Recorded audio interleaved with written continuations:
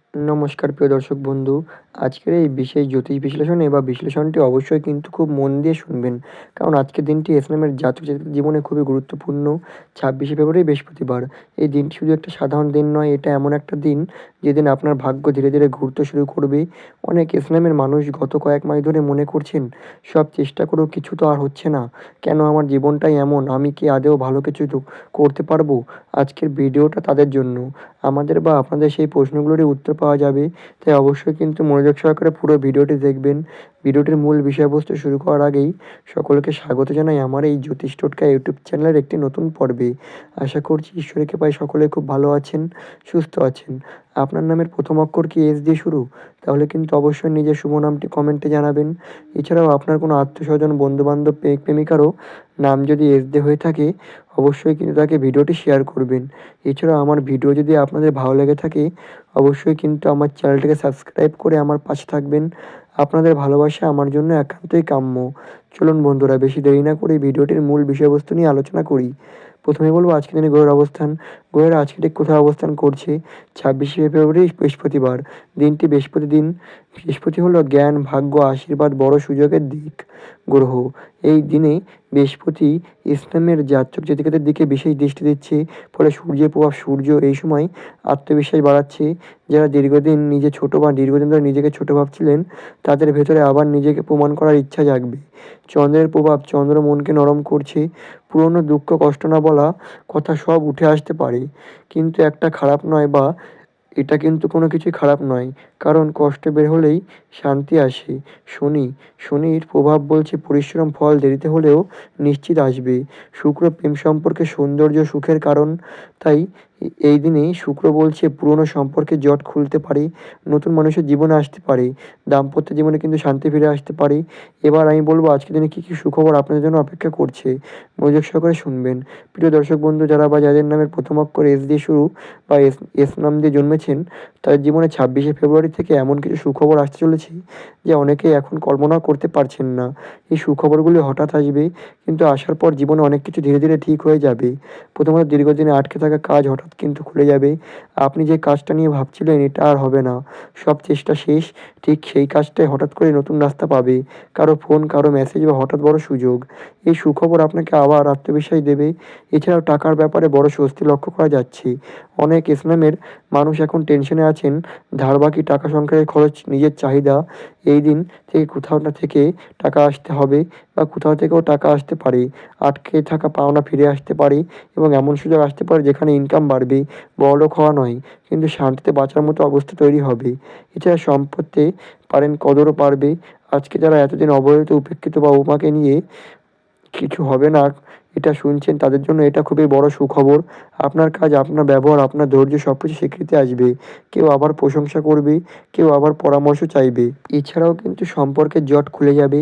যেমন ভুল বোঝাবুঝি, দূরত্ব, কথা বন্ধ, সেই জায়গায় আবার যোগাযোগ শুরু হবে। পুরনো প্রেম, দাম্পত্যের জীবন, পরিবার, শান্তি আসবে, মন হালকা হবে। এছাড়া পরিবারের খুশির খবর লক্ষ্য করা যাচ্ছে। পরিবার কাউকে নিয়ে ভালো খবর, সাফল্য বা আনন্দের অনুষ্ঠান শুনতে পারেন। অনেকদিন পর হাসি ফিরবে বাড়িতে।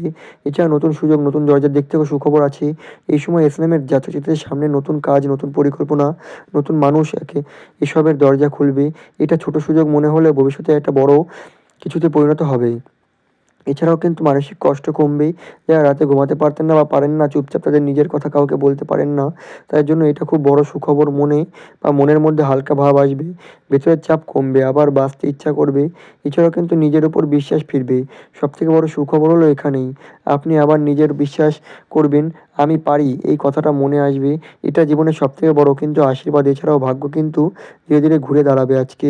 এটা একদিনের ম্যাজিক নয়, কিন্তু আজ থেকে শুরু ধীরে ধীরে অন্যদিকে। তাই পরিবর্তন আপনার জীবনে গল্প বদলানো শুরু করবে। এছাড়া ঈশ্বরের বিশেষ আশীর্বাদের দিক থেকেও কিন্তু সুখবর আছে। আপনি যা সহ্য করেছেন বা বৃথা যায়নি, তা কিন্তু কখনোই বৃথা যাবেও না। এই সময়টা হলো ধৈর্যের ফল পাওয়ার সময়, কষ্টে বদলানো বা কষ্টে বদলে শান্তির সময়। তাই ইসলামের জাতক জাতিকারা, আপনাদের জীবনে অন্ধকার এখানেই শেষ নয়, এখান থেকে আলো ঢুকতে শুরু করবে। বিশ্বাস রাখুন, খুব ভালো কিছু আপনার জন্য কিন্তু অপেক্ষা করছে। এবার বলবো আজকের দিনে কী করা উচিত। মনোযোগ সহকারে শুনবেন। সকালে উঠে ঈশ্বরকে স্মরণ করুন, মনের কথা কাউকে বিশ্বাসযোগ্য বা কোনো মানুষকে বলুন। পুরোনো কাজগুলি শেষ করার চেষ্টা করুন। নিজেকে বা নিজের যত্ন করুন। ইতিবাচকভাবে কথা বলুন। কাউকে সাহায্য করলে আজ ফল কিন্তু পাবেই। এবার বলব আজকের দিনে কি করা একদমই উচিত নয়। তাড়াহুড়ো করে সিদ্ধান্ত নেবেন না। রাগের মাথায় কথা বলবেন না। নিজেকে অন্যের সঙ্গে তুলনা করবেন না। ওদের একটু চিন্তা করবেন না। কাউকে ছোট করবেন না। এবার বলব আজকের দিনে শুভ রং। মনোযোগ সহকারে শুনবেন। হলুদ, হালকা সবুজ এবং সাদা। হলুদ হচ্ছে ভাগ্য, বৃহস্পতিকে শক্তিশালী করে। হালকা সবুজ হচ্ছে মনকে শান্ত রাখে। সাদা হচ্ছে নেতিবাচকতা দূর করে। আজ চেষ্টা করুন জামা, ওড়না, রুমাল কোনো জিনিসের রং ব্যবহার করতে। এছাড়াও আজকের দিনে শুভ সময় হচ্ছে সকাল 6:30 থেকে 8টা এবং দুপুর 12:15 থেকে 1:30 এবং সন্ধ্যা 5:45 থেকে 7টা। এই সময় গুরুত্বপূর্ণ কাজ করুন, খুবই ভালো শুভ সংখ্যা হচ্ছে 3, 5 এবং 6। এই 3 হচ্ছে উন্নতির সংখ্যা, 5 হচ্ছে পরিবর্তনের সংখ্যা, 6 হচ্ছে সুখ সম্পর্কের সংখ্যা। তাই অবশ্যই কিন্তু এই সংখ্যাগুলো ব্যবহার করার চেষ্টা করবেন।